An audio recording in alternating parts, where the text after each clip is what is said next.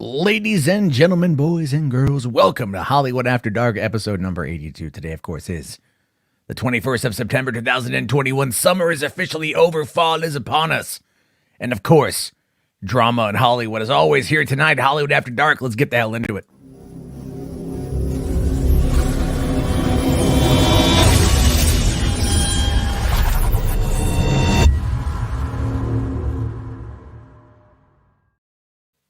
Howdy, howdy, howdy, ladies and gentlemen, boys and girls. Welcome to Hollywood After Dark. If I could get the name of my own late night Hollywood podcast. Look, I know there's other people streaming right now. All right, there's other people streaming, talking about movies, but this is the only place where we're gonna make fun of Pornhub. We're gonna make active fun of Pornhub and talk about Mace Grandolph and Chewbacca and a whole bunch of other stuff. I just want this to be your place. Anyway, I hope you're all having a great day today. Thank you all for being here tonight, or whenever you might be listening to this on the replay. It's going to be another fun show, a lot to talk about. But as always, let me dive right into the shilling and let me thank my channel members here. You guys are utterly fantastic. We just had a new member right as I was getting ready to start up. Austin Lean right there, bottom right-hand corner. Wanted to get you in, buddy, before we started tonight. Thank you again so much for becoming a Prime member. And thank you to everyone who is a channel member. I see that the chat is filling up with a lot more of those badges, which makes me feel real good about myself because that's how I build confidence. But also, guys, if you want to get in on the action to win a copy, potentially win a copy of Drunken Master 2, a fantastic Blu-ray of Jackie Chan, become a channel member, and that's the best way to do it. And in the meantime, just toss the video a like because Miss Minutes demands it, and she'll cap a bitch. So thank you all for that. That's basically it. That's my little spiel right there. That's my quick ass intro. And also what we have here is just got Kira. Thanks, buddy. Says I hit that like button damn straight. And all right, Music Man is here. Hold on. It says Pornhub. Fuck yeah. Oh, it caught me off guard. But that being said, all right. So tonight, real quick thing. So I mentioned yesterday that my daughter had preschool orientation this morning. She went and is all good. But here's the thing it's in the morning and it's a bit of a distance from my place. So I have to then get up a lot earlier now, which is fine, to look after my other kid and make sure that, everything is good. I'm going to have to cut the streams starting on Sunday night to midnight hard cut. So I'll try to get between 10 and 10:30, but no matter what, midnight is when I got to cut it because I got to try to get some sleep. So that, of course, is just going to be the upcoming change, but I want to let you guys know about that. So thank you all very much for understanding where we're going to go. But as we get into the news tonight, of course, I'm joined by some friends as usual. We got Mad Max, the Mandalorian. What's going on, Max? Well, is everyone gonna crap on everything I love today? First the Miko, then Grace Mace Gandalf, or whatever you call her. No, this isn't Grace Randolph, Matt. This is Mace Grandolph. No, all right. This is not Grace. This is Mace. It still works for me. Yeah. I keep this around, sure. You know what might work better if you do have to. This is just a suggestion because I am also a member. If you have to cut the streams off, which I totally understand, sleep is important, family is important. Maybe get the stream set up like earlier in the day where people can see that time definite, like that way. I try. And then people could actually, not to go all campy, but you can actually put like a super chat in ahead of time to make sure your topic's covered instead of wait until the end. That's a suggestion. No, that's a good idea. I was going to try to get it done today before leaving to go out driving. And then if you know how it is, it's like, right. Okay, cool. I might have time to do this. And then nope. That's something that can't be done. Well, he does. He has it like 24 hours ahead. So he gets those but like a few hours ahead of time. That way, your topic's covered and you don't have to worry about scrambling towards the end. Yeah, I might schedule it out. Like, I mean, I could preset streams like every day, you know what I mean? And like, just have them like ready to go, but that would get confusing for everybody as we go into the week. It's a weird, I see your point absolutely on that. And I appreciate that. Thank you. But I would hope, it is hard to do though. As a streamer though, it is hard to get everything set up ahead of time. I do not understand that too. Well, doing the thumbnail ahead of time, but sometimes things change. Like tonight, I have obviously Jessica Rabbit up here front and center. I wasn't going to talk about Jessica Rabbit at all. I did want to do Bond and Boba Fett, but Jessica Rabbit situation kind of popped up. That's a little bit of drama there. And then who also doesn't just like to look at Jessica Rabbit? Hey, sure, I'm kind of anti-anime, but I'm all down for this. Yeah, and look at her boobs there, right? Look at how it basically becomes Mickey Mouse ears. Yeah. What is Disney thinking by trying to change some of that? Bastards. Oh, they are. Oh, great. Yeah, well, it's really not that big of a deal, but there are people out there that are going to argue it, and hey, I got to clickbait a little bit. Well, if it's already, why are they doing it now? Like, what are they doing to it? Yeah. We'll talk. We're gonna get to that. We're gonna get to that. Tease. Yeah, of course I tease. People listen to this after the fact, and then I put timestamps in so they can get to the story that they want. Okay. But if Fourth Year says Disney doesn't like to look at Jessica Rabbit, that is true. They don't. I do. However, I do too. I do need to make a correction. I need to have a little mea culpa. I need to eat a little crow because I was wrong on something, and I have been repeatedly called out on it, and I need to address it. So I said that Jane Austen was a Victorian era novelist, and I was told I was wrong. I looked into it, and I saw that yes, she was not, but I thought that like her books were published when the Victorian era began. I was also wrong on that by about 26 years. So I thought I was wrong. Victorian era England didn't kick off until like 1837. And I thought it was 1811. I just got my dates wrong by a quarter century. So that was definitely on me. I was definitely wrong on that. I'm taking the L. I'm doing the mea culpa. I'm eating the crow. There we have it. That is my screw up. Hold on here. HWAD said $2, man. Thank you. Says Real Defoe Cinema, Matt. Believe it. Yes, that's right. Oh, God damn it. That was the thing. I'll play your video tomorrow. I had it HBarts, but I totally spaced on playing it. But I do have it, and we will play it tomorrow. The intro for tomorrow night will be the video intro HBarts made. Oh, cool. So there's that. Ray asking, are they going to do what Warner Brothers did to Lola? No, it's not like that specifically. But it is definitely something where I understand it, but hey, we'll, okay, we could just talk about it first. How about that? We'll just talk about it first because obviously now, since it's been brought up, everyone's like, what's going on? What's going on with this? So here's what we effectively know, with this whole Jessica Rabbit being changed situation. And this is really just Disney being Disney, all things considered, So, according to Yahoo, because of course Yahoo is where you get the hot takes on society. They say here, Disney gives Jessica Rabbit a politically correct makeover, angering some fans. It's a politically correct makeover thing that I find to be kind of odd, because I don't know really what about this would be considered politically correct. Because I mean, look, is Jessica Rabbit politically incorrect? No, she's like a pinup, and the whole concept of Jessica Rabbit was she was, the antithesis, right, to the standard femme fatale trope that you would find in these kind of noir movies, right? The sultry wife comes in. Oh my goodness. Oh my, oh God. Oh God. Oh my goodness.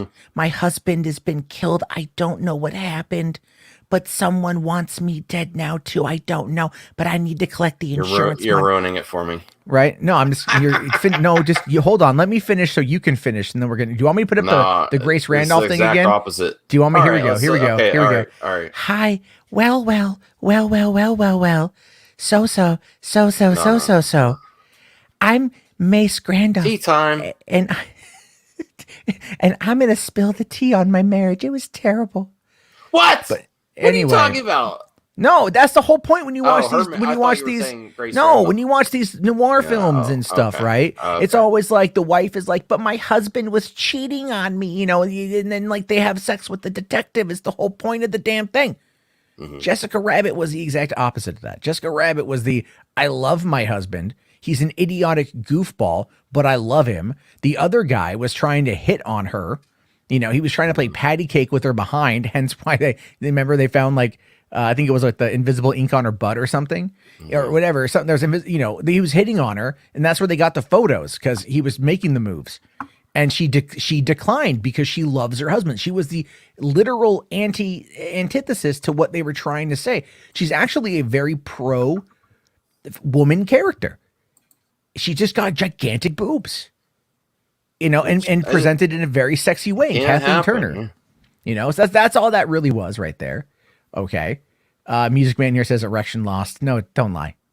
Don't lie. And he also says here, what's wrong with big cartoon boobs? Nothing. Nothing is wrong with big cartoon boobs. Everyone loves them. Okay. Anyway, here. So what we got here is going. People will die on that hill for cartoon boobs. They will die on that hill. Yes, they will. Absolutely. But according to Yahoo here, this character is getting a makeover.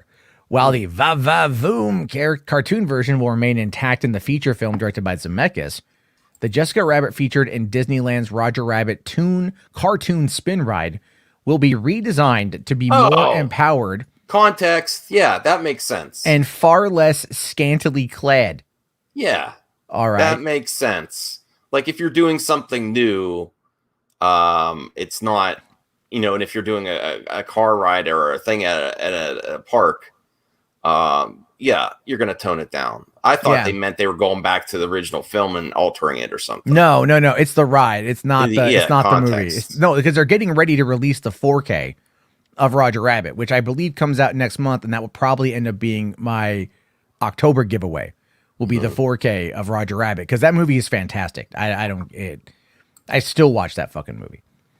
Anyway, since the ride's opening in 1994, Mickey's Toontown, the red-headed, sultry-voiced nightclub singer, originally voiced by Kathleen Turner, although uncredited, in the 1988 box office hit, could be spotted tied up in the trunk of a car. You can see her here. This is what it was like. The damsel in distress, so to speak. And now they're changing it to where it's going to be the barrels of the. So this thing already existed. This is what they're. Yeah, this is what they're doing. Okay, then I reverse my stance. Oh, you think they should keep sexy? Yeah. Well, it does look sexy, but this is also a kid's ride. Yeah, but the ride already existed there. I know. I know. It's like Michael Eisner bringing in Splash Mountain and having Zippity Doo-Dah play all over the goddamn park, and then all these years later, and everyone's like, "Whoa, bro!" It's like, hold on, it's been there for 30 years. Gone too far. I will not stand for this removal of hot animated ladies being thrown in trunks of cars and kids' rides. This is where I will die on this hill. I want them all thrown in cars looking like that. And I would love to be that weasel. Yeah. So it says here, the Orange County Register reported that Walt Disney Imagineering was in the process of giving the ride a more relevant reboot with a new plot. So they are expanding her role as well. And she's no longer a damsel in distress, but is now damsel. She's what?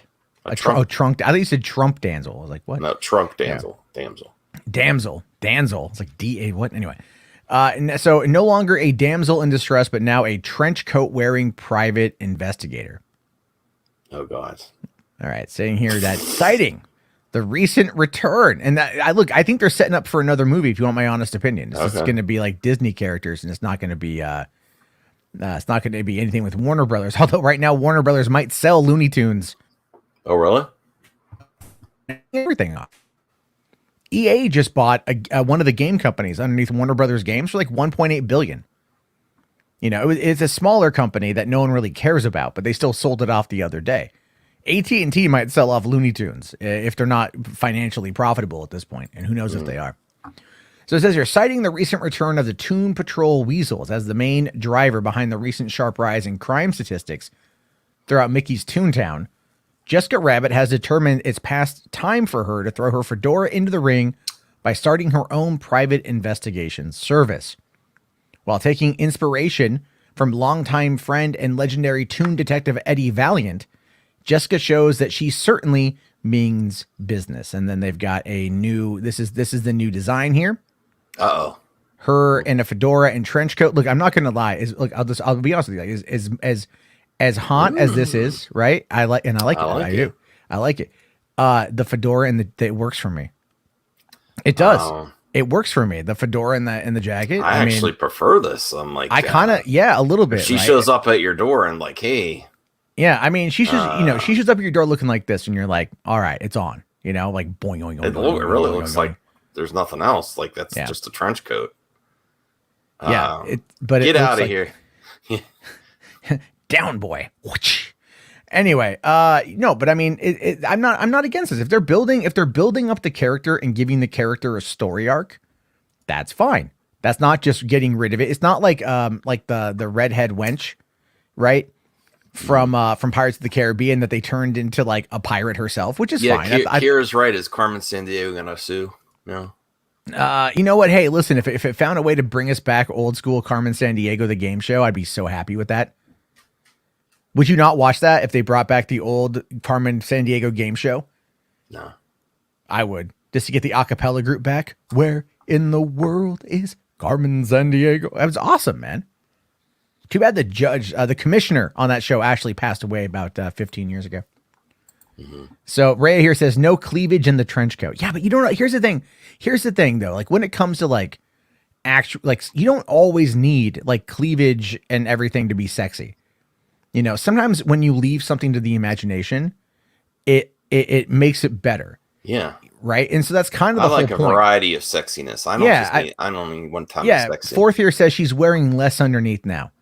Maybe. We don't know what she's got underneath that thing.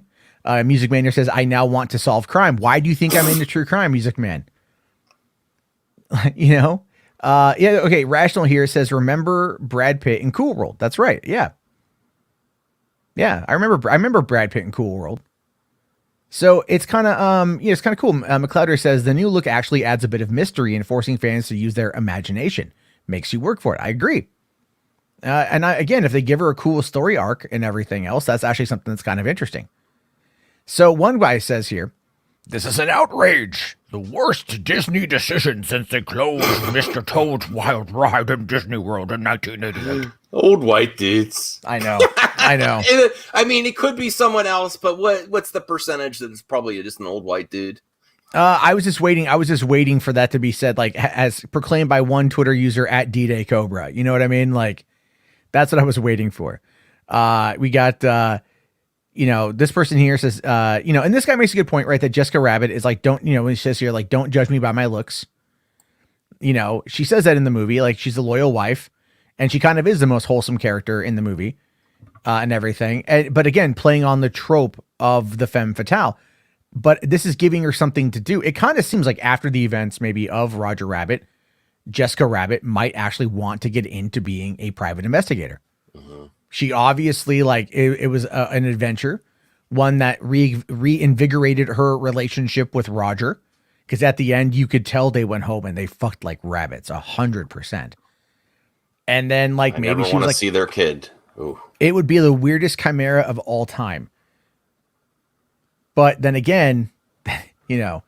I wish that last sane line. Oh my goodness. Yeah. When she says that, I was like, that rocked my world as a kid. I really wish I might have that photo.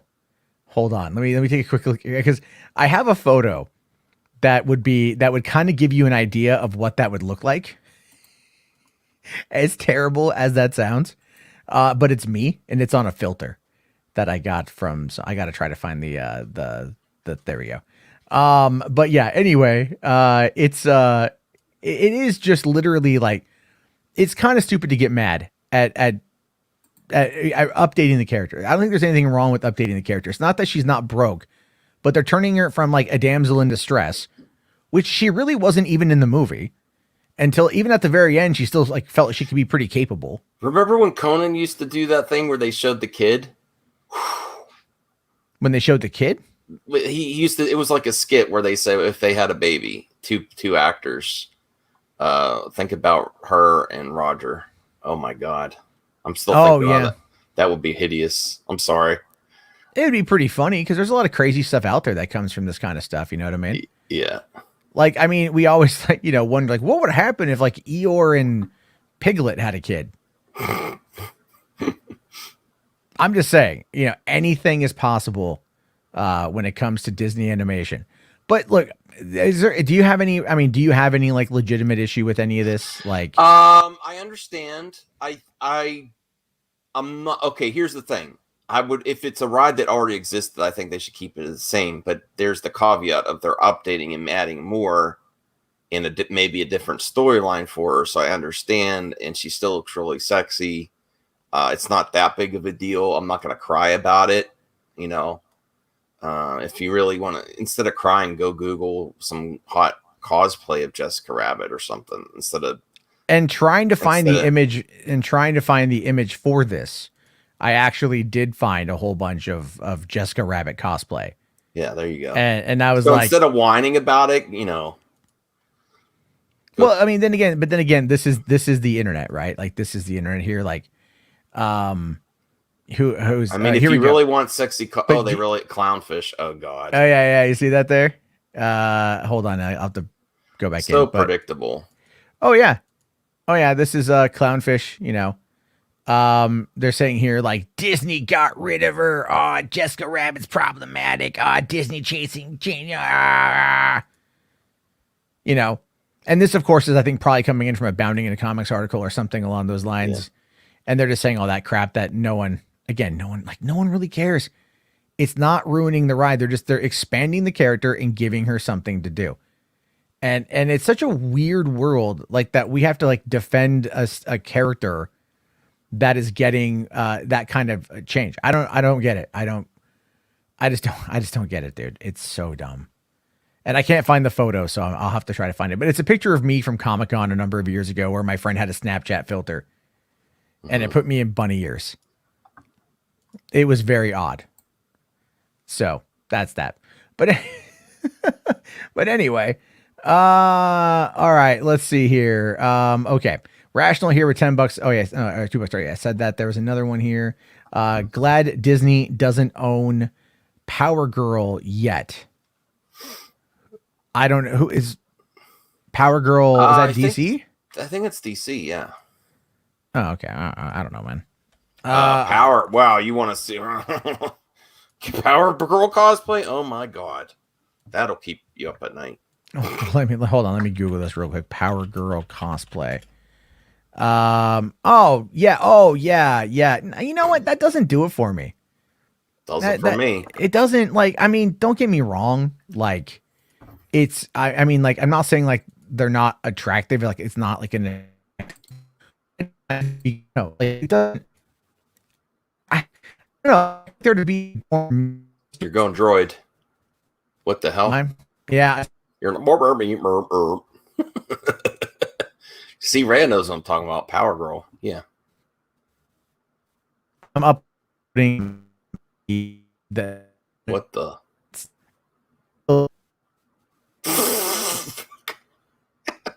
I don't know what's going on.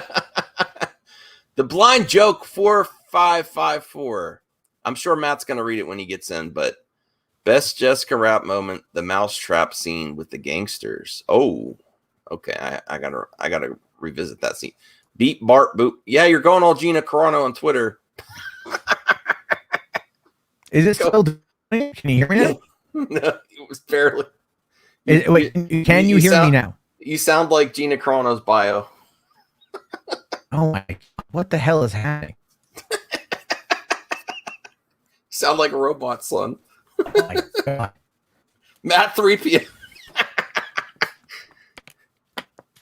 Wait. Maybe we can hear you now. Say something. Hi? Yeah, we can hear you now. Okay. Jesus, I'm trying to upload this picture and it's like literally just like nope. And it's like not even a big image. Okay. Oh, I hate StreamYard sometimes, guys. You have no idea how much I like. It gets so freaking frustrating. It's literally like 59 kilobytes in StreamYard's like, I don't want to do it. Our girl Saggy, before she took her break, she went to something else. I don't know, and it seemed to work for her. Oh, she went over to Streamlabs OBS. I don't know how much you pay for that. I think you can just download a program for your PC. It is what it is. Oh, okay. And then hold on. Fourth here with $5. Thank you, man. Says Jessica Rabbit and Lola Rabbit together. Space Jam it in my rabbit hole. Mm-hmm. All right. Wow. Why don't you just make it a threesome and get the what's that? Space World, or what is that one other animated movie called? Cool World. Cool World, yeah. Okay, so apparently, like, it's glitched out on uploading anything, but I can still look at the images that I've uploaded. So I don't know what the hell's going on. So all right, fine. Oh, there we go. Here we go. That took forever just to get this like heavily pixelated image. I'm not saying that this costume is bad. I'm merely saying that it is not one that I look at and go like, yeah, you know, like it's not this. Like I, you know, this works for me. This is like, oh, okay. I would take Power Girl over. That is such a weird. Oh no, yeah, you like Grace Randolph. That makes sense. Yeah. What? I'm just saying. I'm just saying. You're like, I like Grace. I like Grace. Enough with this canceling of sexy lady animated characters. Who's canceling a sexy animated character? What are you talking about? Jessica Rabbit, Cool World, Lola Bunny. Enough. Well, I mean, look, they wouldn't. I don't think that Cool World would get made today. If I'm being honest with you, I don't see Cool World kind of like really doing anything at this point.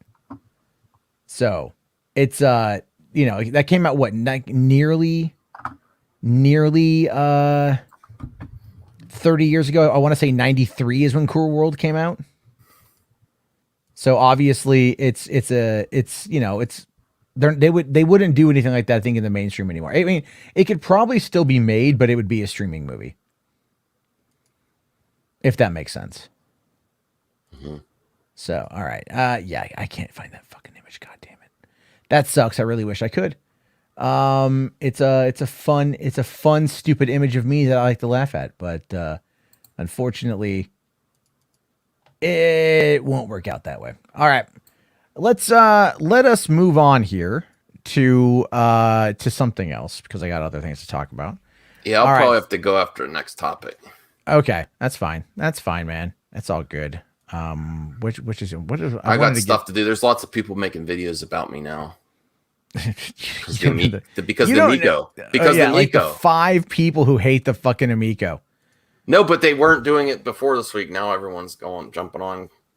I don't know, but but anyway, why don't we talk about James Bond, right? Why don't we talk about that for a second? I think it's a marketing stunt to get more people interested again, because they know the a lot of the again, the usual suspects on the internet are complaining that it's going to be that she's going to take over the character. So they have him make a PR statement to get people. No, James Bond should always be a male character. Well, no, even Barbara Broccoli, the producer, even she's come out and said that, you know, that it's not going to change, right? That Bond is going to be a white man. Like, she's already made that comment, but people, they keep this is the problem with the media and everything. This is the problem with everything in the media, is that it's not that they lie to you, like Doomcock likes to say, but they like to ask like very leading questions and back people into a corner. And in this particular case, people might get mad at what Daniel Craig is going to say here, but at the end of the day, he's not wrong. The character of James Bond is going to say that, but he says here there should simply be better parts for women, which is absolutely correct. That is the right stance to take, right? Better roles, and then give women the opportunity to play in those roles, rather than just giving them a role that they have gender bent, because a lot of people out there at this point just kind of fucking hate it, you know. But let's look at what he says here. So, all right, he says here, when asked about it, the answer is very simple. There should simply be better parts for women and actors of color. Why should a woman play James Bond when there should be a part just as good as James Bond, but for a woman? Mm-hmm. Is that a woke statement? No, of course not. That's actual progress. Yeah, that's like, listen, okay, you want to see it? Great, let's make it happen. Awesome. At the end of the day, why don't we make a new character and bring him in for a new character? And that is what like all the anti-SJW say, right? That's what all these people generally tend to say. And I don't disagree with them on that. I mean, I've said in the past myself too, before I got woke. I'm just kidding. No, I mean, said it in the past, yeah. No, I think I'm pretty certain I've said it myself. Before, and I don't say I've gotten woke, but it's like just kind of like more or less stopped caring about that shit as much. Yeah. But really, yeah, it's there should be like that's the whole thing with like Lashana Lynch in the movie. She's playing 007. She's not playing James Bond. Bond is still Daniel Craig, but she's playing the new 00 agent. And a lot of people out there are just like, that's what they're mad about. They're mad at like them retiring the character, or retiring the moniker, right? Retiring the you know, the number on the team, right? Like Michael Jordan's number 23 for the Bulls. That was retired after he left because Michael Jordan is GOAT. And they're not going to be able to replace that. But a secret clandestine, you know, military intelligence agency is going to they're going to bring in somebody else. There was a 007 before Bond. There'll be a 007 after Bond. It's just this really odd whole thing of people wanting to be mad over every little thing that they possibly can. And that to me is just, it's frustrating because it's so stupid, you know? So there's that. I don't know. It's like, I still really want to see the movie, but I don't really feel like Bond is, you know, I would, okay.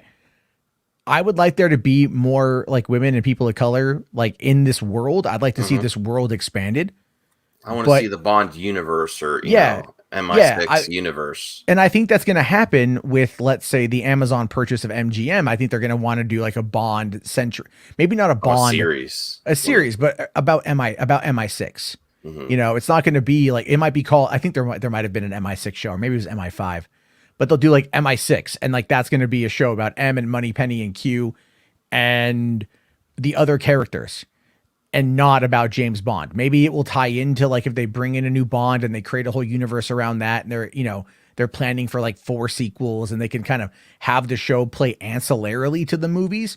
That would be something. Still have it be James Bond, but these movies take a long time to come out, you know, because if you think about it, 2006 for Casino, 2008 for Quantum. Well, it's a lot of the reasons for so long between films is contract disputes. Like everyone tries to hold out. You want me to come back for one more? Every single person has done it. Actually, I think in this case, a lot of it had to do with budgets. Yeah. It wasn't necessarily contract for like, I mean, like, okay, so Skyfall did very well. I think it did like 900 million worldwide. Did very good. And they and it won a lot of awards, like BAFTA Best Picture of the Year. And so when they did Spectre, Sony really wanted to up the budget, and that was a big problem. Like the budget was just so exceptionally high for Spectre, and they ended up like it didn't make as much money because it wasn't as good of a movie, arguably. But you know, and then this one, because after that, then too, like Daniel Craig was like, I'm done after Spectre, and that was 6 years ago, 2015. And then I think because the response to the film wasn't as good as what he wanted, he didn't feel like he went out on a high note, that he wanted to come back and do this last one to go out on a high note. That's what I think. He said he'd rather kill himself than come back. Well, yeah, he did say that. And then but then just the other day, the video surfaced of like on his last day of filming when they finished wrapping the movie. And he put out a statement, and he was like talking to the crew, and he was like, there are things that I've said about these films overall, but I want you to know that I've loved every second of making them. Okay. I have respect. So, because he's like, there's people that have been here with me for the last like 15 years that have been on every one of these movies. And, you know, we work together, and that's fantastic. And that's what he was really paying. Because I think what it was is like his comments might've pissed off the crew. Because it's like, you know, the crew, and even right now, even in LA right now, IATSE, the union for the crew members, are currently talking about striking, which would legitimately shut down like all productions in Hollywood. And that's a big fucking deal. So, you know, because IATSE is like, it's kind of like messing with waiters. Like, don't fuck with someone who handles your food. The people who build your sets, the people who do all the crew guys, don't mess with them because they're the ones you need. And that's kind of the big factor here. It's like you don't want to piss them off. And I like this statement that he made. I don't think this commentary that he's making here about, you know, having a woman, you know, play another role is remotely bad. Make a woman 00. Hell, have it Lashana Lynch as 007 is perfectly fine with me. and I just really want to see the movie here pretty soon. Actually, it's like less than a month away. I didn't even realize that. So it will be a lot of fun, and I think a lot of people are going to try to attack it because that's what they do. And I have a feeling they're going to call, Daniel Craig woke for making that comment while ignoring all context. So we'll have to wait and see on that one here. Well, before I go, you might think this is funny. I actually love when people talk about me most of the time. I'm not going to say every time, but look at this thumbnail. It just came out. Movie sadness. I have to. What's the? You could find it if you want. I don't want to give them any extra clicks, but I'm gonna watch unmasking of an e-bagging smuggle rant. Smugno rant. That's a new word. I told he was in my comments section, and I said I used to be part of the anti-e-bagging community, and then I just realized they're miserable people that want to get butthurt about people having fun and doing things with their lives. Because if you go down that route, the anti-e-bagging on YouTube, there's like Radical Rick is okay. But it's really just, it gets miserable. After a certain point, it's like, yeah, you're still on the internet too. Just shut up. So I left that and I enabled super chats and memberships, and people just want to show their support. And it's a lot healthier than complaining about other people constantly for that one specific thing. I'm like, that's all you got? Okay. I'm being honest. I used to think that way, and now I realize they're just miserable. If that's all you could talk about, there's way more egregious things that people on the internet and YouTube do than making extra money. There's a lot more. There's a lot more egregious things that people do. Right. So I would rather focus on that than if they have memberships and super chats and all that. And look at your audience is great. They're very supportive, and it's what they want to do. No one, so appreciate all the support you guys give Matt. And it does separate the riffraff too, honestly. Like, you really get to see how people are too. No, you guys are great. Carlos, I am an e-bagger now. According to the internet, Rhea is all excited for tomorrow. I do have to get to bed though. I have to get ready for my trip and everything. All right, man. Well, thanks for coming on, and have yourself a good one. That was a funny thumbnail. I think it's hilarious, and thanks for supporting the show. And this is a great movie talk tonight. I'll see you next. I probably won't be on this show for a while because I'm on vacation. So have a good one, everyone. Yeah, go be free of all this shit, dude. Yeah. All right, man. Well, I'll talk to you later, man. Have yourself a good one. Get some sleep. All right. Bye. All right. Thanks, buddies. All right. Mad Max the Mandalorian, everybody, now officially on vacation. If you see him in anyone's chat, yell at him and tell him to go home and be with his wife. To get quickly into some super chats here, Blind Joker 4554. Thanks, man. Says best Jessica Rabbit moment, the mousetrap scene with the gangsters. Yes. I completely agree. I see Geeks here. This is from a while back saying Matt has got KFC Wi-Fi. Seriously, I don't know what the hell's going on. Fucking StreamYard. It gets all crazy. Matt's gone all beep up borp. That's true. Shogun Order here. $2, buddy. Thank you. Says Vegas PG as Power Girl is the best. I don't know who that is. I'm assuming that's a cosplayer. Probably from Las Vegas. Simon here. Interesting comment. Thank you, Simon. Halle Berry was supposed to have her own 007 spinoff after Die Another Day. Really? That would make sense because, she was pretty hot at the time, career-wise, coming off of the X-Men movies and Swordfish. And I think she'd won for Monsters Ball, or she was in the process of doing Monsters Ball. So yeah, she was pretty hot property at the time. They should have done that. I would have been okay with that. H-Bart's here with $2, buddy. Thank you. Says, I don't think Everything or Nothing Productions would let shows happen. They might not. Well, they've said that they want to do Bond. They're in the business of theatrical movies, but anything can happen with enough money. And Amazon has got the money to continue making the Bond films, whereas they've had to go from MGM to Sony, now to Universal, because they keep trying to seek the money in order to get the movie made because of how expensive it is. That's kind of the whole point. So they will hold on to their laurels as long as humanly possible, but make no mistake, money will kind of rule everything. Thomas Carroll here, $5 Australian. Thank you, buddy. Barbara Broccoli won't change who Bond is because she promised her dad, who basically said, people are going to try to make you change it. Just say no. Yeah, no, it's true. And she's holding true to that. But eventually she's going to leave. She's going to move on. And will the next caretaker of the franchise maintain it? And look, I'm actually, I'm for expanding the universe, but it'd be like making, Harry Potter, a trans black quadriplegic. It just doesn't make any sense. Give me a character that's a trans black quadriplegic and make him a good character, and that'd be great. But keep Harry Potter. We have this, like, I understand the idea of why these conversations happen, because people do want to see themselves represented. And I'm completely for that. But don't you think people want to see themselves represented in a way that is not going to feel like it's just taken from something else, that it's just derivative of something else? I don't know. It's such a hard question because it's such a very touchy subject. But I'm generally pretty supportive of when there's new introduction of characters into a universe that would fit the mold of representation people want to see, versus just trying to change what was already there, But I appreciate that, buddy. Thank you very much. H-Bart's here with another 5 bones. Thank you, buddy. Says, this weekend I'm going to watch Octopussy and Never Say Never Again, Battle of the Bonds. I will admit I like Never Say Never Again over Octopussy, but that is just me. Hold on here. Shogun says, what about the Bond girl angle under a female Bond? It would probably be a Bond. It would be a Bond guy or Bond girl. Who cares? You know what I mean? Who cares? I don't care. I'm fine with that.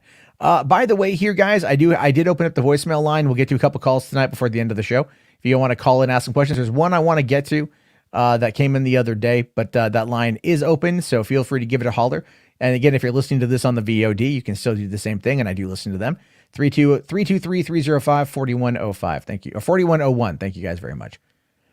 So, okay, let's get into the next subject here. And I want to talk a bit about Charlie Cox, because I got to say, at this point in time, I feel real bad for Charlie Cox, just like I feel really bad for Andrew Garfield. Because what we're seeing right now is that he is, again, non-stop questions. Non-stop. Are you in Spider-Man No Way Home? Are you doing this? Are you doing that? Just like Andrew Garfield, non-stop. Hammer, hammer, hammer. Badger, badger, badger. Annoy, annoy, annoy. Right? It's just, I mean, all they do is disturb these people, right? I think the word in Spanish is moleste. They keep molesting these people with just nonstop the same shit. And I got to give it up to Charlie Cox on this one, because he actually had a response today, and I want to play it for you guys because I feel like it's a solid response, and it's just, you can see the frustration in his face, and I really feel for him.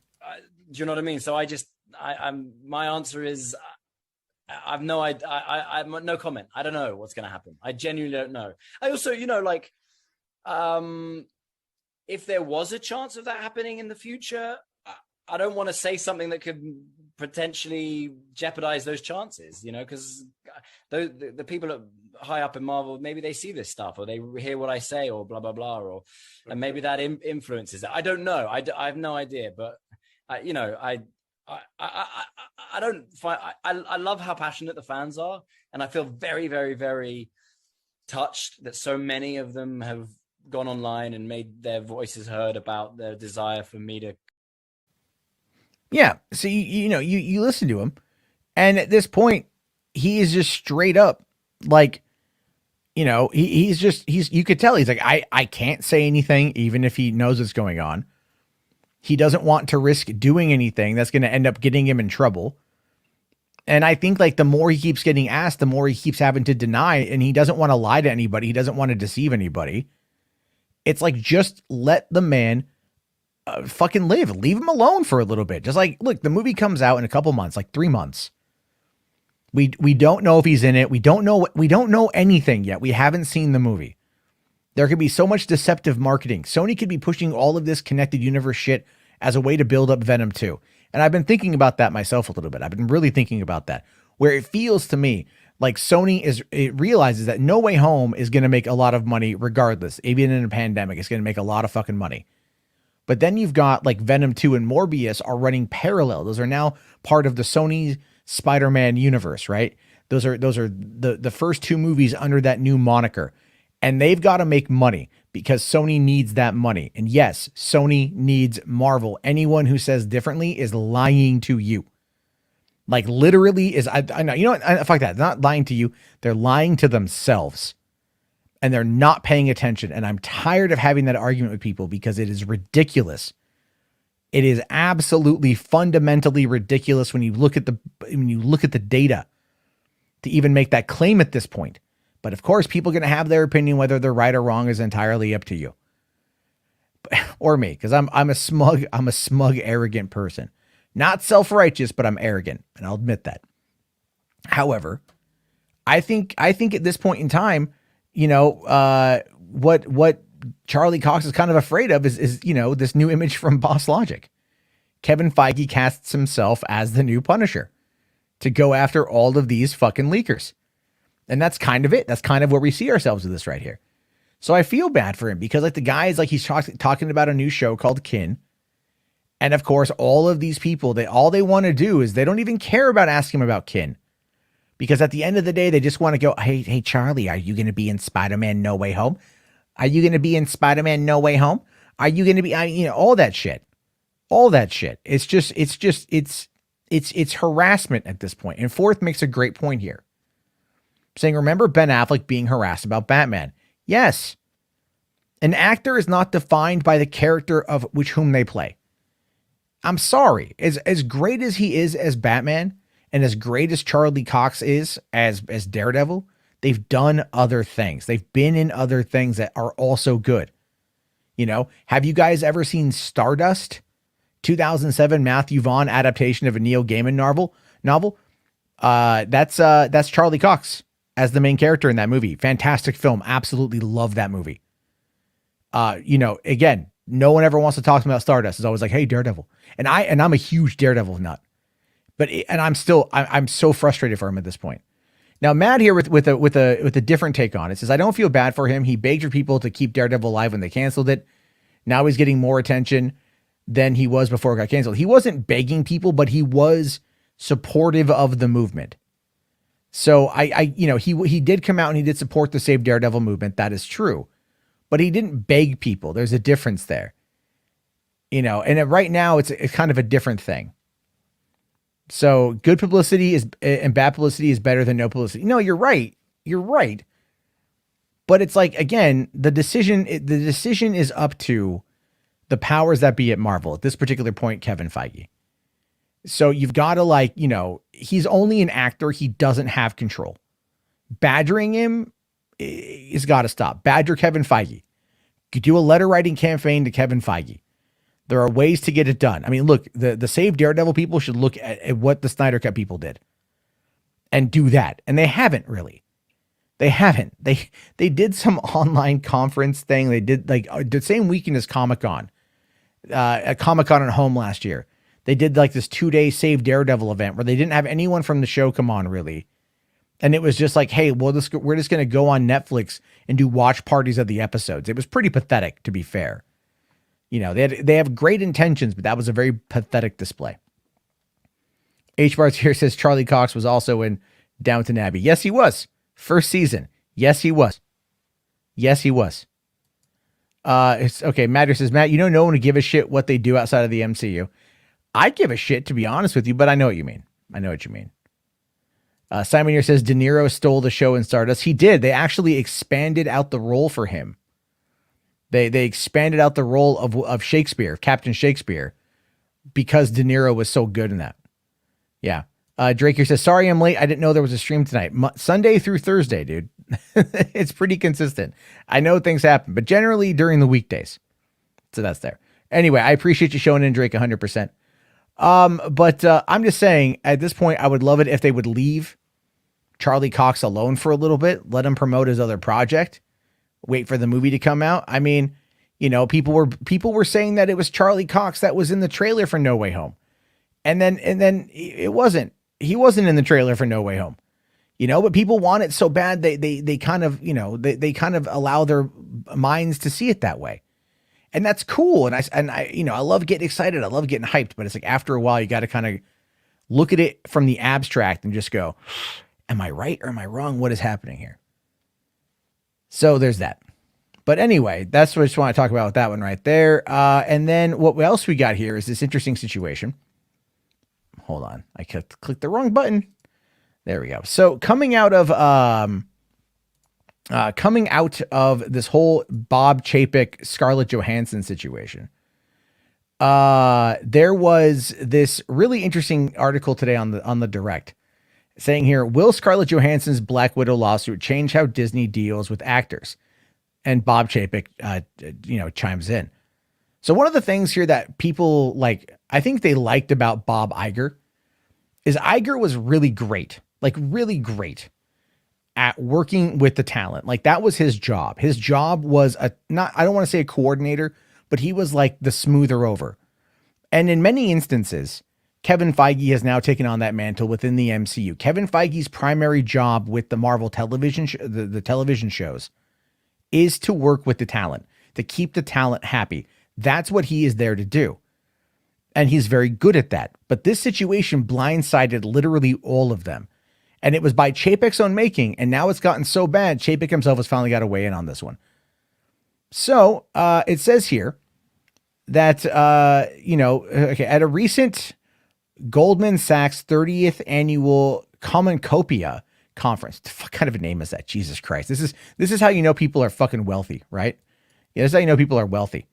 Disney Communicopia. Anyway. God, that's all right. Words like that break my brain because they're so just like created in a fucking think tank. Or they're just like marketing babble. Like we need something here. Communicopia. It's whatever. Disney CEO Bob Chapek spoke about the efforts of Disney Plus. With Scarlett Johansson's suit against Disney still prevalent, Chapek was asked about the compensation of Hollywood talent in today's age, especially with the rise of streaming platforms. And he says here, Disney has had a long history of having very symbiotic and cooperative deals with the talent, and we will continue to. Certainly the world is changing, and the talent deals going forward will have to reflect the fact that the world is changing. Now, the truth is, he's right on that one, because that is exactly where things are. And the reason why that is where things are, obviously the pandemic, but it was going that way anyway, right? It was absolutely going that way regardless. And I think a lot of people out there kind of tend to forget that. They want to make Chapek out to be the bad guy because he's really disliked by a lot of people in Disney and in the parks department and everything else. And with very good reason. The guy's kind of a dick. But this is who he is. This is the power player he wants to be. And now he's got to deal with it. So continuing on here, they said that he explored the concept of putting a square peg in a round hole, saying we're in a moment in time where films were envisioned under one understanding about what the world would be, because it frankly hadn't changed much. Remember, those films were made 3 or 4 years ago. Those deals were cut 3 or 4 years ago. Then they get launched in the middle of a global pandemic where the pandemic itself is accelerating a second dynamic, which is the changing consumer behavior. So we're sort of putting a square peg in a round hole now where we've got a deal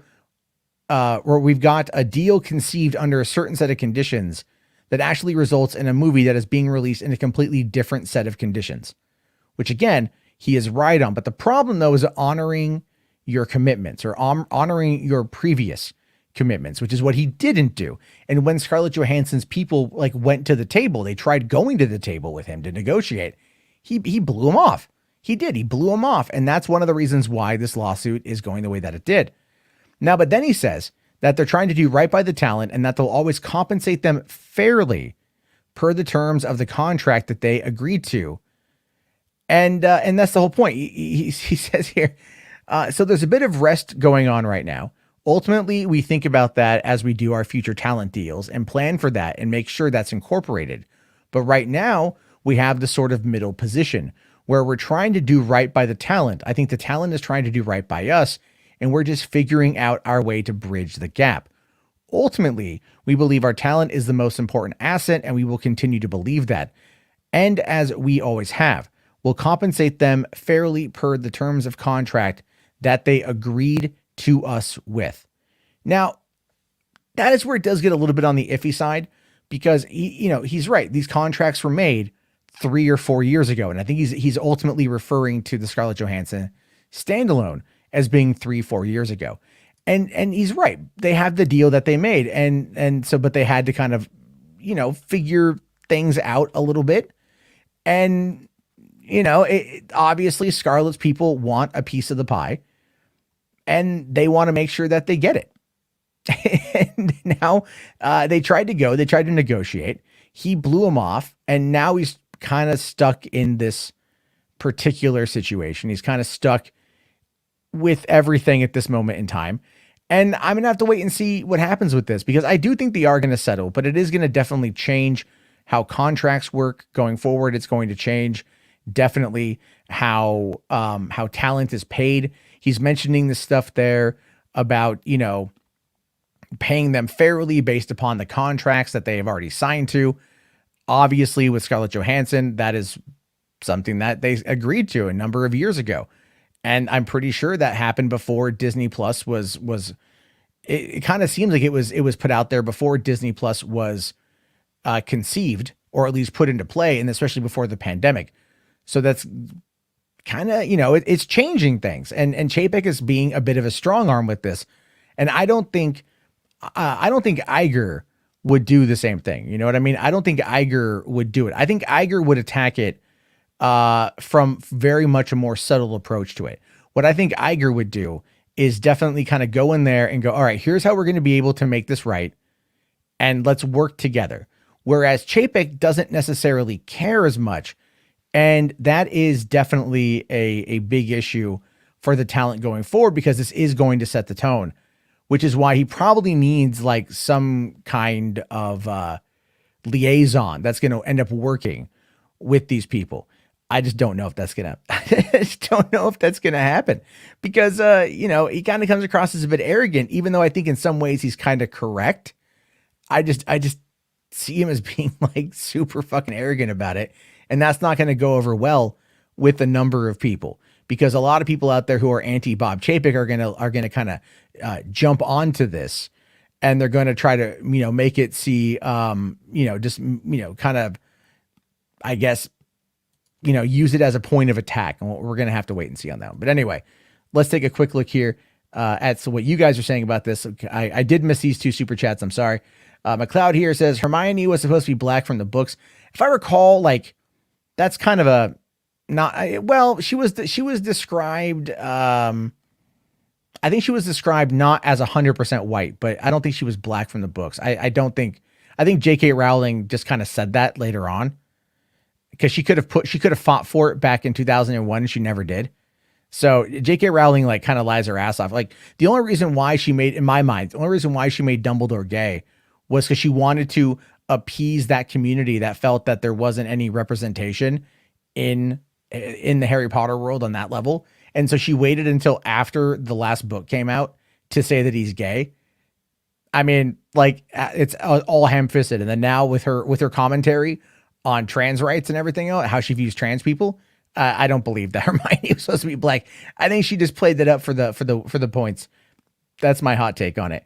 HWAD's here with $5, man. Says, will next Bond be a reboot or a loose cannon like with Connery to Brosnan? I think it's going to be loose cannon. It just makes the most amount of sense at this point. I think that's what they're trying to do.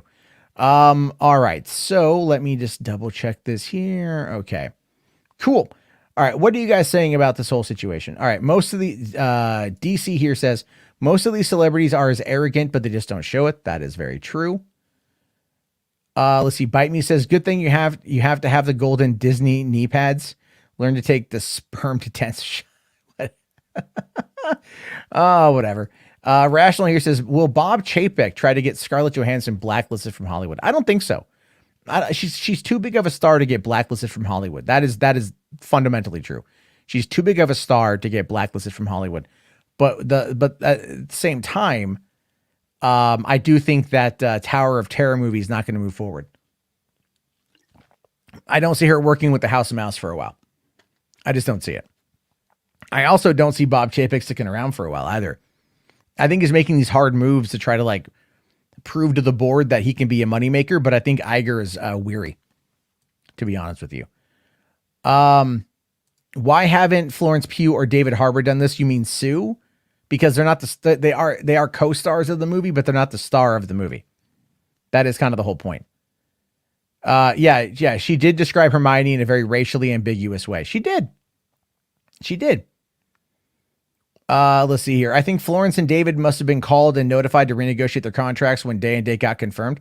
No, because they're not going to, if they didn't renegotiate with Scarlett Johansson, they're not going to renegotiate with Florence and David.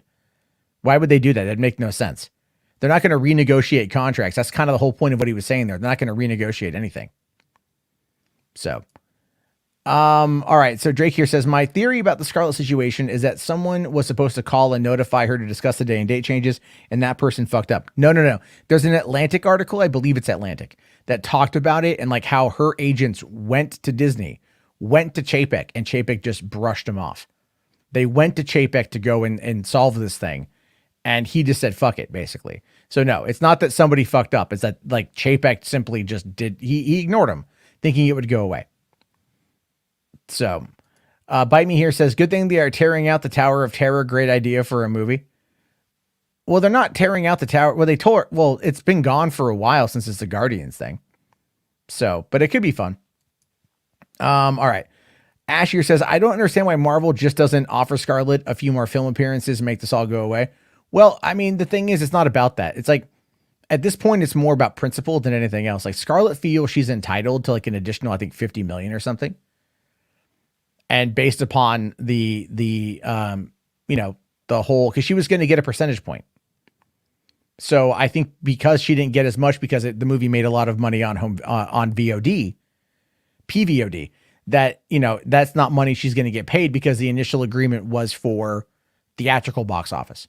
Where if the movie would have come out last year when there was no pandemic, it would have clearly hit $1 billion. So she would have made her money. That didn't happen.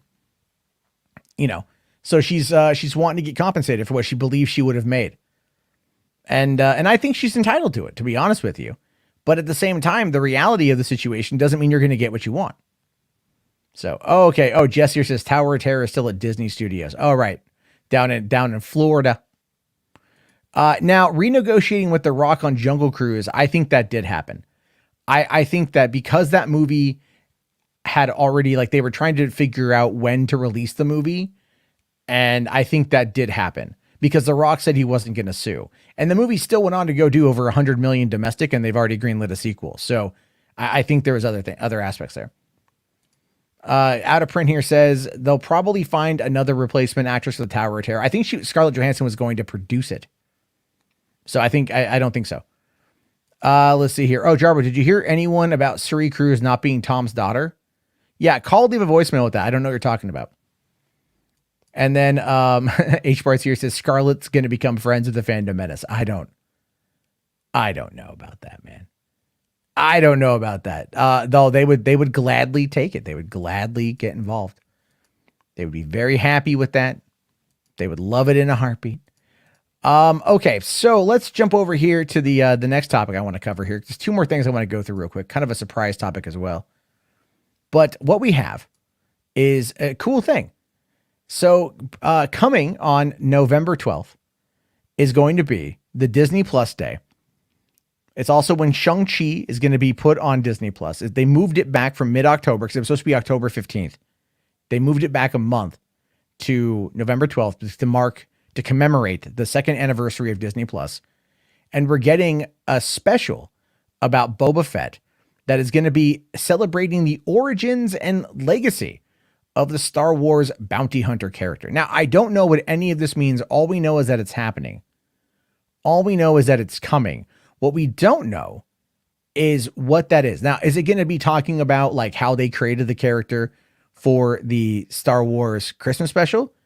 I think that's going to be a big part because Jon Favreau has openly admitted that he loves a Christmas special, but the holiday special. And he definitely wants to, I think, find a way to kind of go back to that. And I think by giving us, and I don't know how long this is going to be. It might just be a promo, might just be like a 5-minute thing. I don't know. But going and talking about the creation of the character and probably showing us a lot of behind the scenes archival footage of Return of the Jedi and Empire Strikes Back. and giving us a bit more out of that, because the actor who did play the role did pass away, I think last year, which is unfortunate. And I mean, I think, you know, what else they might show us might actually give us some info about the show itself. Because I think if the rumors are true, and there's going to be a fair amount of flashbacky type stuff with this, it could be a lot of fun to see where things are going to go.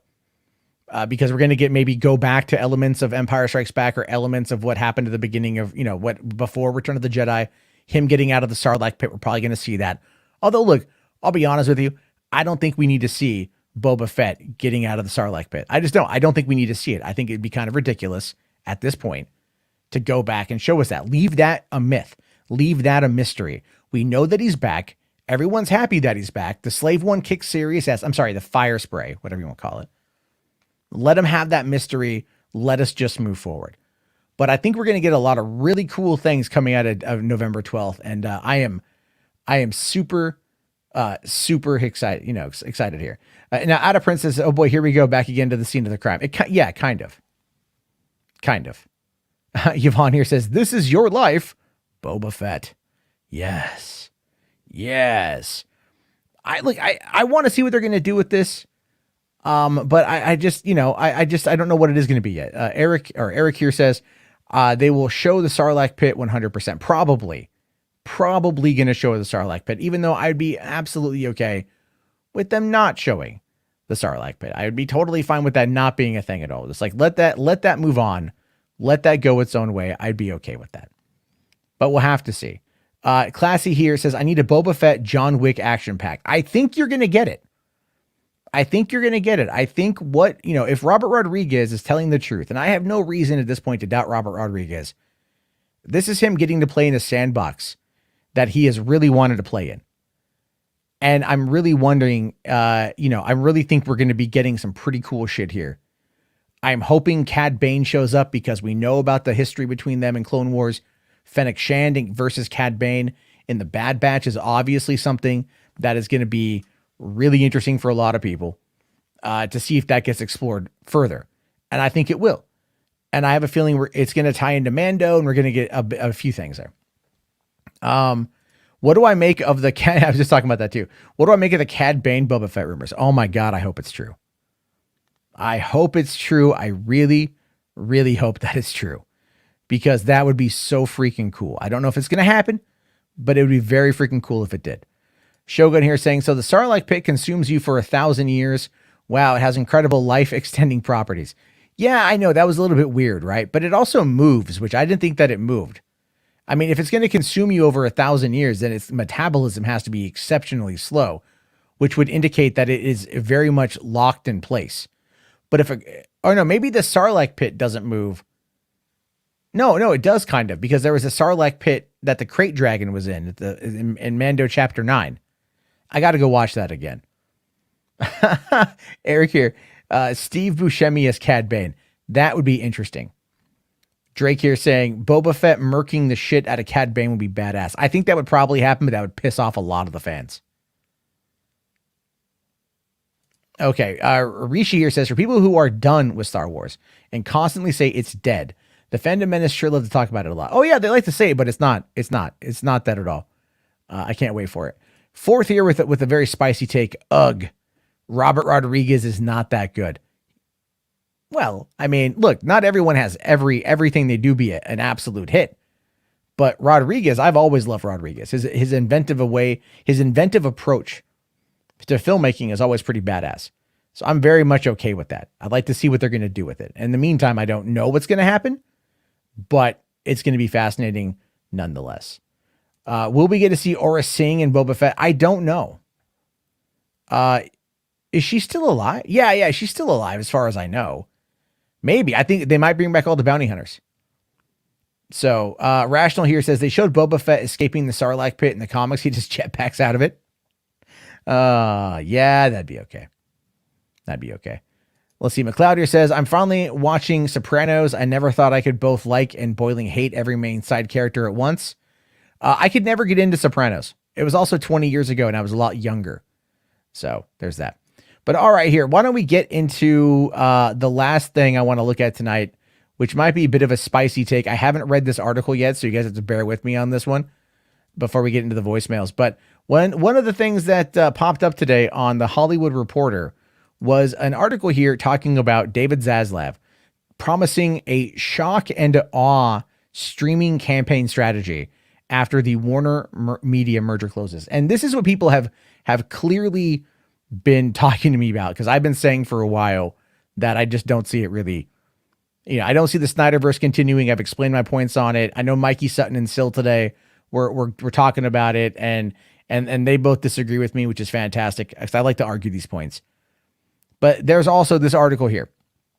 So he wants, he's out there at an investor conference, and he's out there pimping it up a little bit, right? He touted to an investor conference a fast rollout to get to 200 million global subscribers within 3 years or so. They don't have as many subs as they'll tell you, right? Like the numbers don't add up. So 200 million people. Netflix has just over 200 million people. Disney Plus is nearly 2 years old. It has over 100 million people, got there pretty quick. It doesn't have 200 million people. And HBO Max hasn't even launched in a multitude of different countries yet. So it says here that Discovery is preparing as much as possible for the planned merger with AT&T's Warner Media.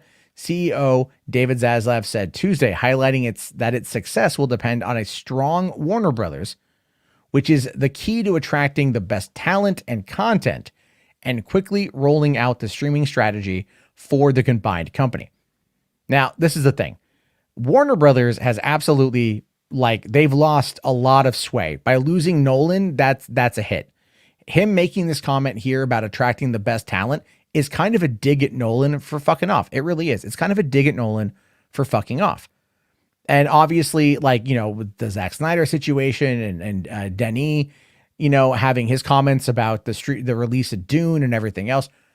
Obviously, this is Zaslav trying to instill confidence with investors that they are still going to be able to make this merger a profitable one for the company.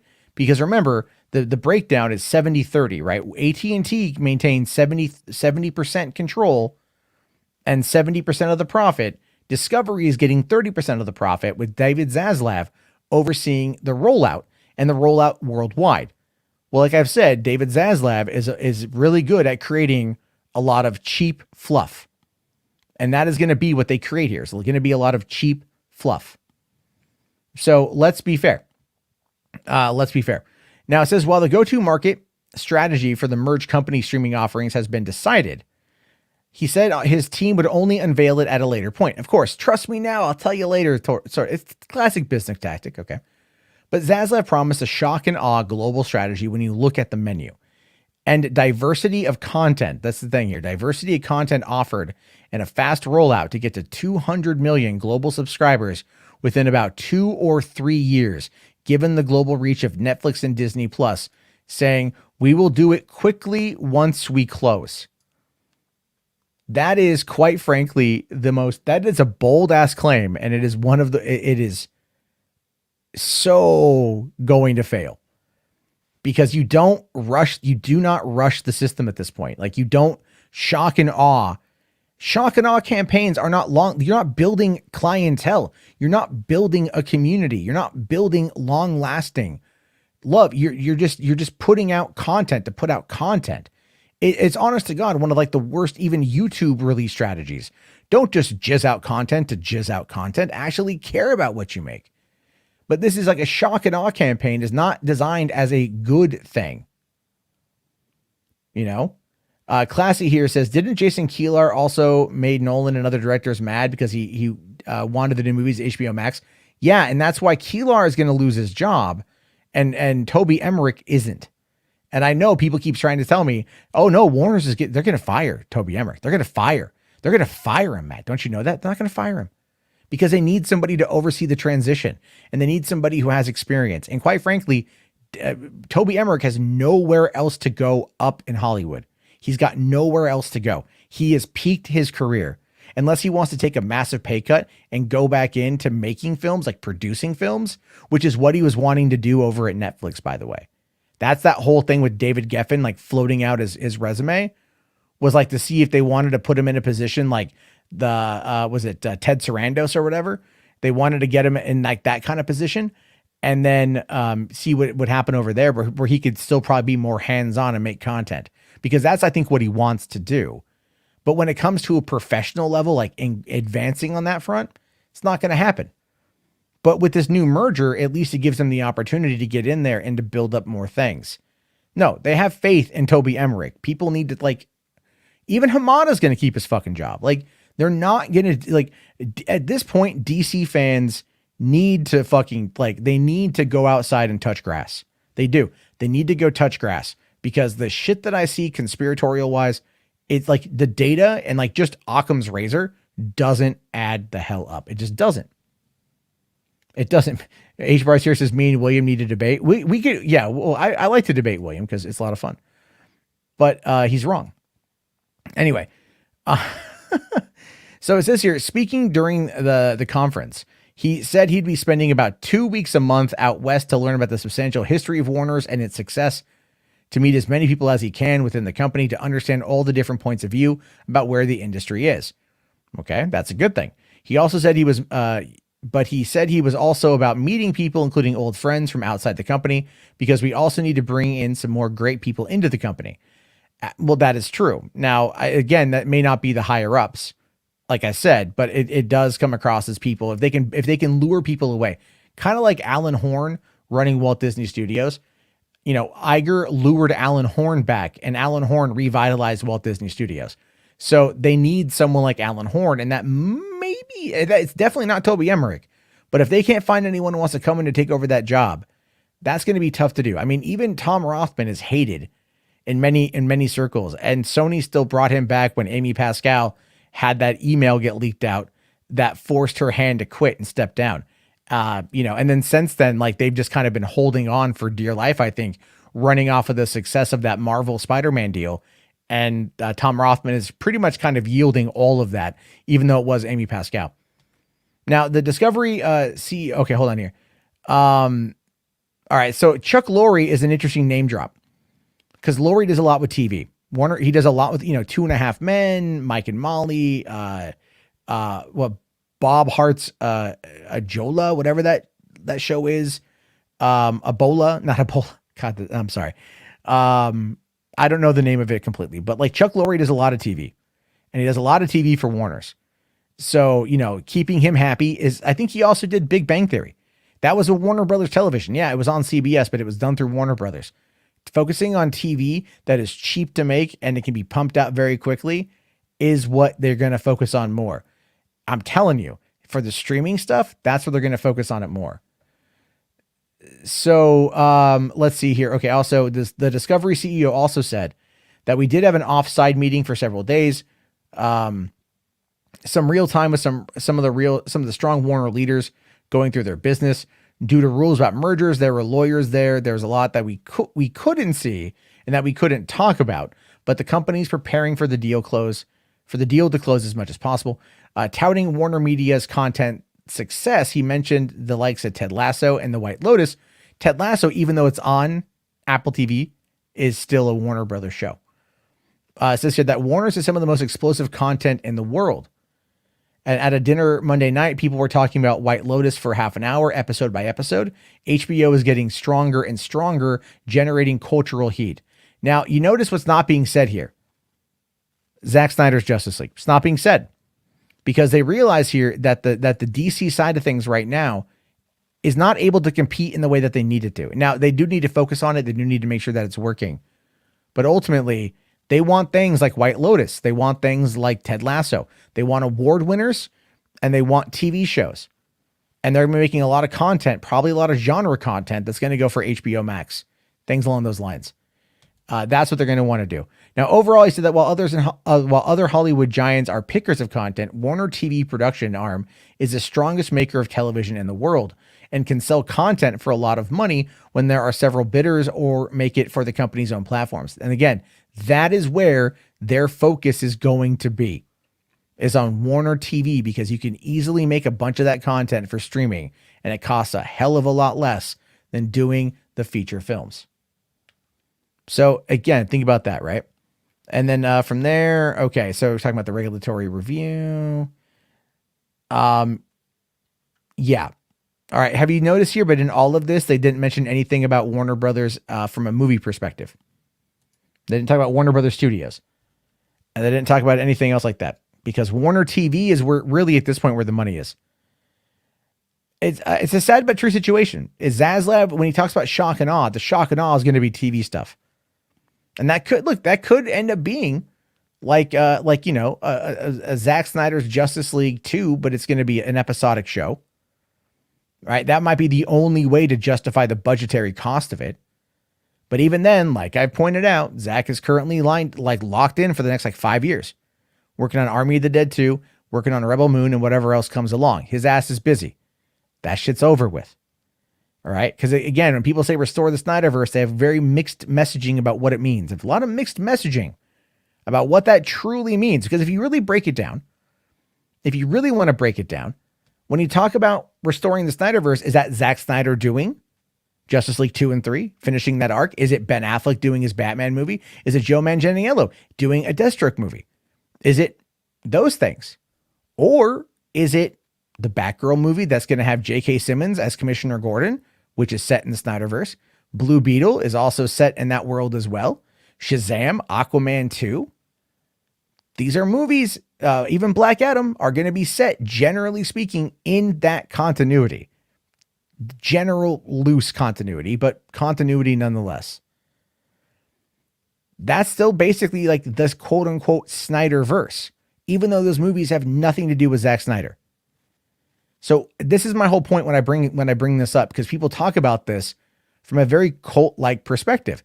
And that is, what the fuck do you want? And I know there's this unofficial list of demands of what movies are there. Like someone said, one of them on there is Wayne T. Carr as Green Lantern. And I'm like, are you fucking kidding me with that nonsense? I've said it. I'll say it again. Wayne T. Carr is not Green Lantern. He was a body double who had no lines of dialogue.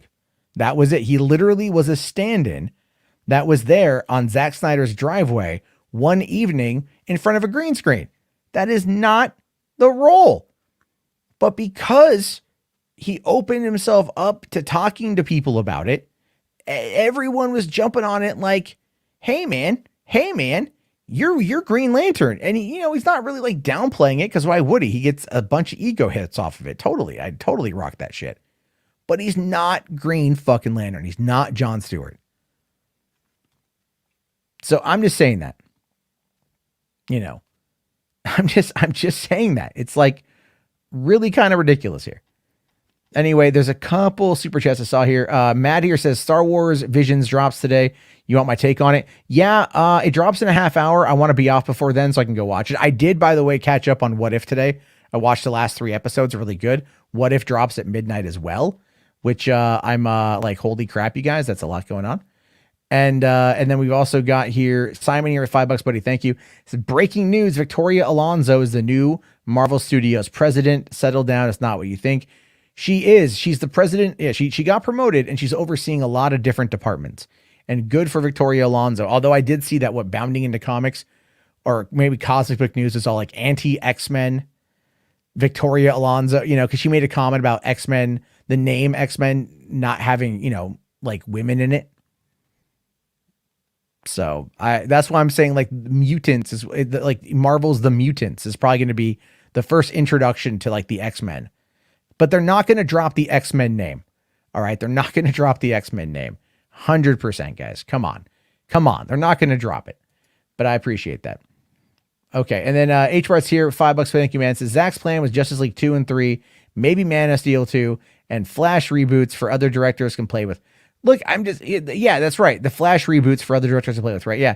So the Flash, if that plan holds, because who knows what the fuck is happening with that movie right now, that's all going to end up being, that's rebooting things. It's a mess, but people need to just let it the hell go. Classy here says, I'll say this, The Flash will be a controversial film for DC fans and Snyder fans. Oh yeah. Oh, no, 100%. And a lot of people out there are going to sit there and say things like, oh, well, I'm not going to go see The Flash. And they're going to go see the fucking movie. just go see the fucking movie. Like, not that difficult. It's really not that difficult to go see the fucking movie.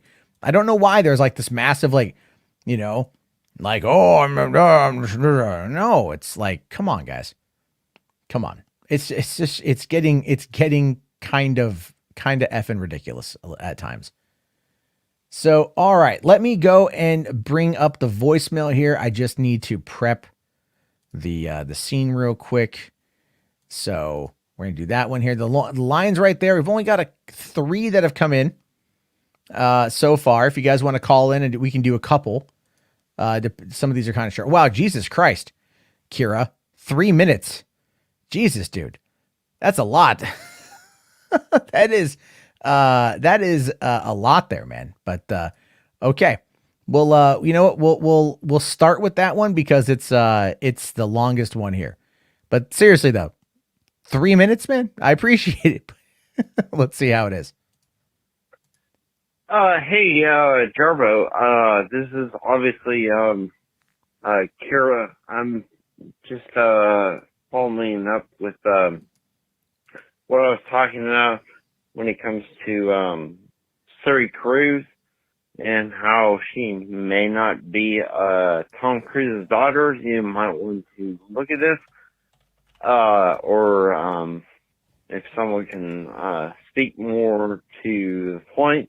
I would say, from what I have heard, and this is not a scoop or something like that, but rather that, some of the other, channels that I follow, what they have said is that it's kind of interesting that Tom Cruise, has never had any children, and he's been married multiple times, like with Nicole Kidman. You know, the only adopted children, Penelope Cruz, never had kids. And then suddenly that, he had, a child with, Katie Holmes. And, a lot of the, rumors that were going around, from, certain, people, and I'll, just kind of, you know, leave that up in the air. But like certain Scientologists say that he's sterile. So, if you have any thoughts about that, you know, I'd love to hear your take. I don't think that it really matters what they have on, you know, how he kind of, you know, I would say, he conducts himself, that so much that he kind of, you know, gave over custody, blah, blah, blah, that, maybe he, is, you know, not really kind of, dealing with, Siri, not Siri, sorry. Not dealing with Suri because, Scientology has this sort of belief that, people are not really people, but, you know, they're all immortal beings, and, you know, you know, Okay. I gotta stop you there, buddy. It's just, I get what you're trying to say. So, thank you for that. That's like 3 minutes, man. My God. H Razor says Kira drunk on chips. No, he's not drunk. I get what he's trying to say there. Well, here's the thing. I look, there's Suri right there. All right, it's a spitting fucking image of Tom Cruise. All right, like, I mean, come on, you can absolutely see Tom Cruise's face in her. You know, no, it's his kid, man. It's his kid. I think that's just like, I get it. Obviously, a lot of people want to believe that. I think the Church of Scientology is fucking insane, and everything else. And they do have, you know, Tom Cruise has adopted kids, but look, a lot of actors out there, they'll adopt, but they won't like have the kids because, you know, having like they're busy. You know what I mean? Like they're busy. Like Amber Heard just adopted a kid. She had a surrogate because she didn't want it to impact her body because she's got to work. That's how she makes her money. Well, whatever money she claims to make, I don't know anymore. But the idea here, though, is that like, no, Tom Cruise, like, if that is not, she could be a clone. I got no fucking idea, but it's a spitting image of Tom. So if there's YouTube channels that are saying that, I mean, you fucking look it up, dude. Like, look it up, you know. And I'll tell you this: when I went to go see Spice Girls in 2007 at their concert in LA, the very first show for their reunion tour, I was about 20 feet away from Tom Cruise, David Beckham, and Katie Holmes in one of the boxes. And they had just had Surrey. And at one point, Tom held up Surrey to like the crowd of people, like the opening of fucking Lion King. And it was a very interesting and surreal experience, to say the least. But no, Surrey is his kid. Surrey is his kid. He also never married Penelope Cruz. They only dated for a couple of years. I just quickly looked that up as well. So yeah, no, not everything on the internet on that front, you know, is real. When it comes to Scientology, what they talk about are SPs, or suppressive person. And that is a person who like actively works, I guess, disagrees with Scientology, works against the church, things like that. So that ends up being really what the disconnect is. So yeah, again, it's a cult and everything else. Yeah, isn't that what a clone is? A spitting image? Well, I'm saying it could be a clone. Could be a clone, is what I'm saying there.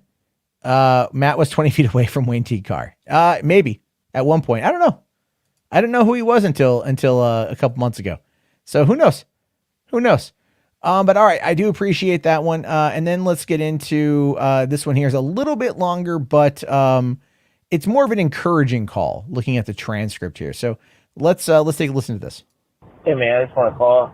I'm driving. I'm listening to last night's show. I can never catch it because I'm East Coast, and you start to stream it like game 1 or 2. So I can maybe catch the first half hour, and I gotta go to bed. But like I usually listen to it the next day.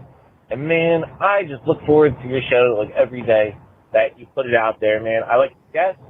You know, usually I don't like listening to Max on his own show, but I like listening to Max on your show. You know, it's because I keep him in line. That works out. But yeah, I know it's a dangerous thing to be a fan of stuff, you know, these days, because you know that's just how it goes. Like I was a fan of the mundane Matt stuff back in the day, and then like you just started to have these takes, and I'm like, wow, I can't listen to this anymore. And I'll tell you what, surprisingly enough, it was the Alex Jones stuff. You know, as soon as he started to go hard against Alex Jones, I was like, Matt turned on us, you know, because you were very much, even though I don't think you were, it was very anti-SJW. Like, you didn't like the Gamergate people shutting down everyone else. And then when Alex Jones got shut down, you were like, oh, well, fuck him, he deserved it. You know, this, that, and everything. I'm like, no, like, we should not do that. I'm like, that, no, you know. But yeah, I can't tell you how much I love the show. Like, I've been loving it for a long time. And, you know, I just gotta tell you, man. You know, life's short. Gotta tell you, I love the show. I love you, man. Later, bye. Well, thank you very much for that. That was very nice. I don't deserve the praise. Okay, so here I can explain the anti-SJW shit, right? I've always been a lefty.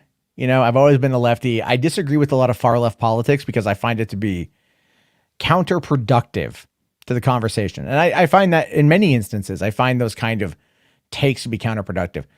I don't care, generally speaking, what opinion you hold, provided you don't peddle in false information. And that ends up really kind of being a lot of the situation at hand. Like why I don't like Alex Jones. Do I find Alex Jones to be entertaining on like a court jester kind of way? Oh yeah. Like honest to God, like I've tried watching other people on InfoWars and I am so bored to fucking tears. Owen Schroyer, Harrison Smith, all those people. Anytime he brings in some Yahoo to like try to audition for a new spot, and if it makes its way around Twitter or something, I'll check it out. And I'm just like, no, because they don't have the same magnetism that Jones has. You cannot replicate that shit, which is why it is so effective. But that doesn't mean that it is honest, because it's not in any way, shape, or form. which is why I call it The Fuck Out. It's fun to listen to. It's like reading weekly world news, right? But when you consume it every single day, it can really start to kind of warp your worldview. And that's one of the things with like the anti-SJW stuff is it's always negative. It's always negative. Now, I'll dabble in it. I'll admit, like I think maybe tonight was a little bit on the clicky side. I'll fully admit. But like I'm going to look at these things and I'm going to talk about them objectively. And I'm not going to mislead you on them. I'm not going to lie to you about them. I'm not going to sit there and tell you something that is objectively not true. Or I'm not going to tell you something that is not true when it's objectively true. I'm not going to sit there and take ivermectin on stream and then pocket the pill before taking a swig of water, which is what Jones did from the looks of it. But I get that. I appreciate that, man. Thank you very much. I'm glad you listen. I enjoy doing the show. I like doing it as often as I can. And there's always a lot to talk about. And again, there's even like the Star Wars stuff is dropping in just a little bit here. So let's take a look here at the next one. It's going to be, I did see there's a super chat from Command Unit. It says here, I'm going to watch Boss Baby 2 with my niece. Nice. I do. Boss Baby 2 is a lot of fun. I watched it enough. Kira here saying, don't threaten me to make another voicemail just to address people who said, get rid of this guy. Well, you can call them, put it in there. And I just won't play it. Fourth here says Ashton Birdie. Man, I got thoughts about her. That's all I'm going to say about that. But anyway, let's go. You guys know him. You guys love him. King Tony. Hey, Matthew, it's Anthony. How you doing, buddy? I'm doing great and everything. I got a few questions. What's your favorite movie of 2002? What are your thoughts on Shang-Chi sequel? I saw it yesterday. It was awesome. And number three,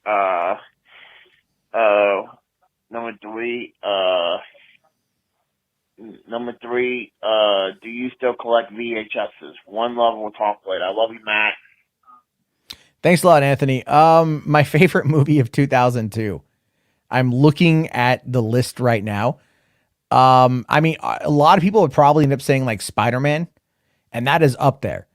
I would argue that is probably like what I would argue right off the bat, but I'm going to go and I'm going to say 28 Days Later, because that movie to me like defined zombie films, and I love 28 Days Later, and it's currently playing on Hulu, and I might need to sit down and give that a watch again. There's a lot of good movies that came out in 2002 though. I'm looking at this list right here, a lot to cover, a lot to talk about. Like The Hot Chick, for example, Rob Schneider, Anna Faris, The Hot Chick. You got Blue Crush with Kate Bosworth. Scooby-Doo, the movie, came out in 2002. Great film. Queen of the Damned, the sequel to Interview with the Vampire, came out.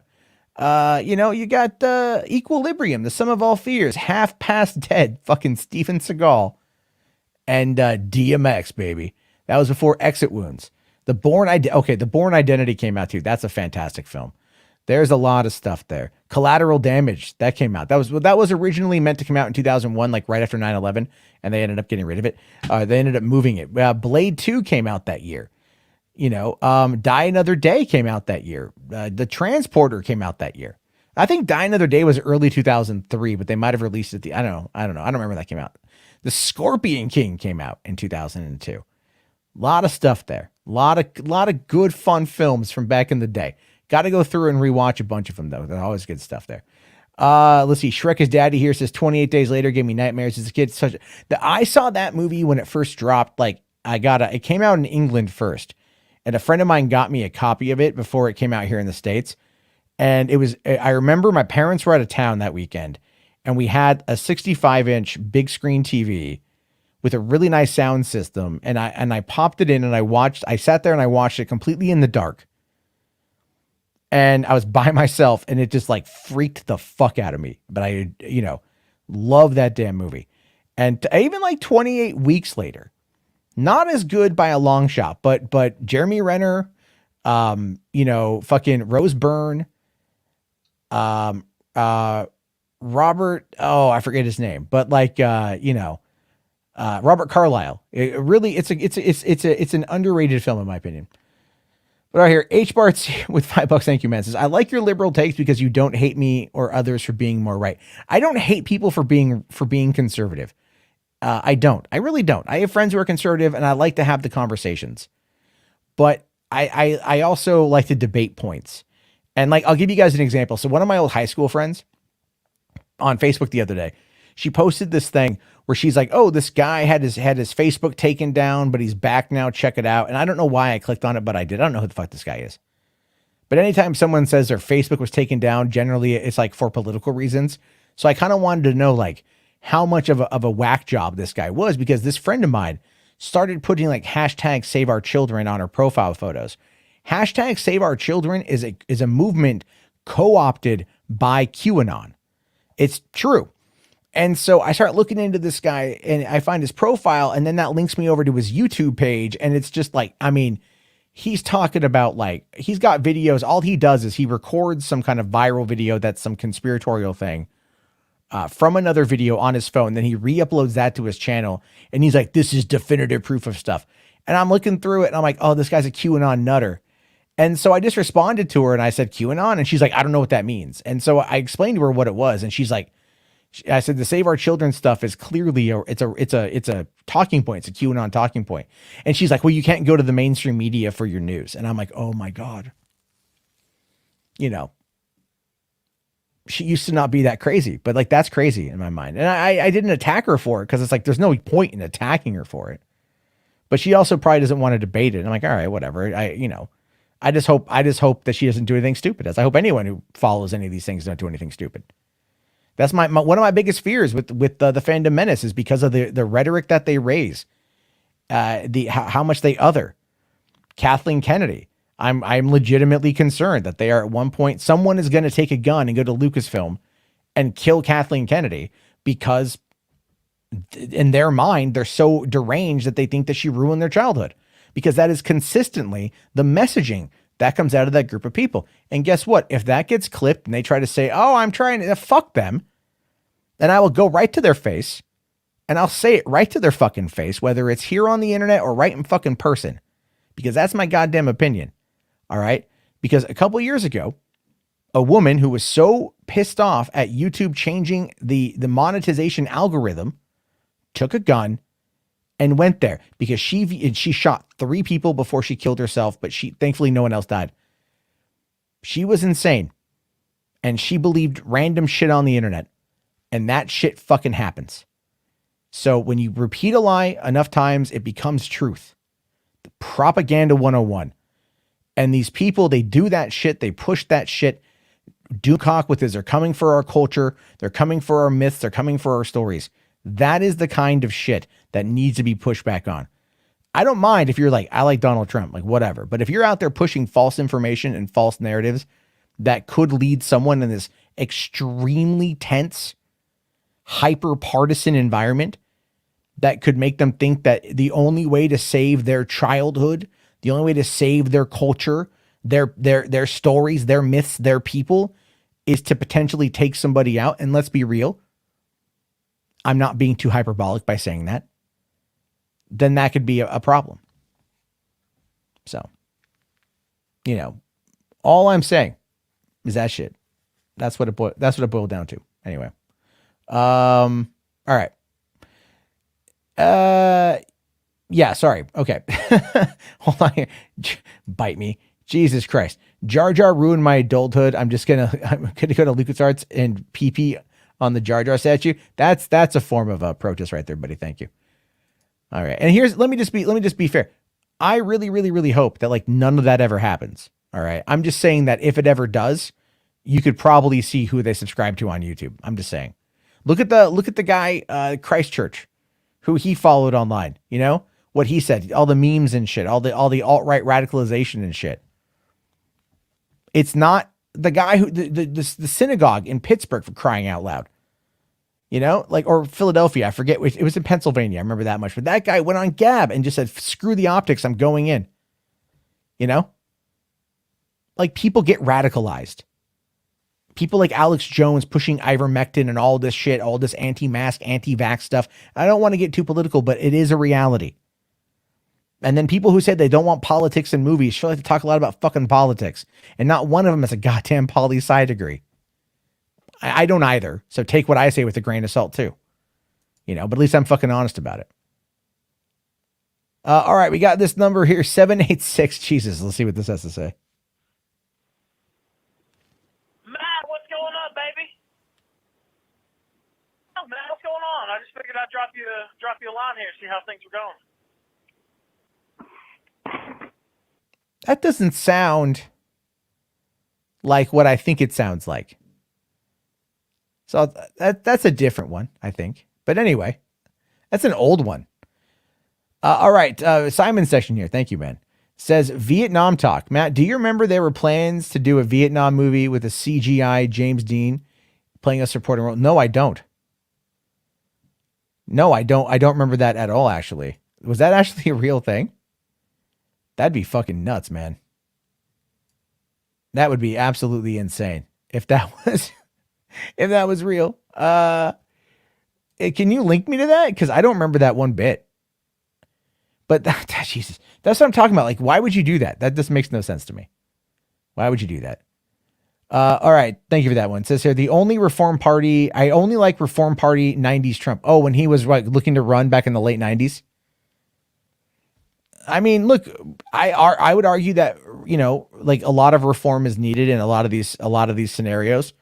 And a lot of people out there, you know what, it's like lobbying and controlling, all those companies and shit, man. They just spend money and buy politicians. And the thing, it's not anything new. It's been going on for a while. No, I don't remember that whole hubbub. No, I don't remember that at all, Drake. I guess what? Because they did that with Peter Cushing.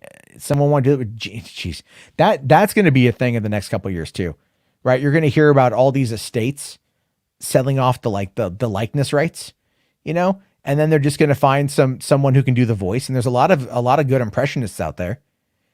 They're going to find someone who can do like Morgan Freeman, which is surprisingly a lot of white guys do Morgan Freeman professionally. And they're going to end up doing that, and having Morgan Freeman pop up in movies and whatnot. And you're not going to know any fucking different.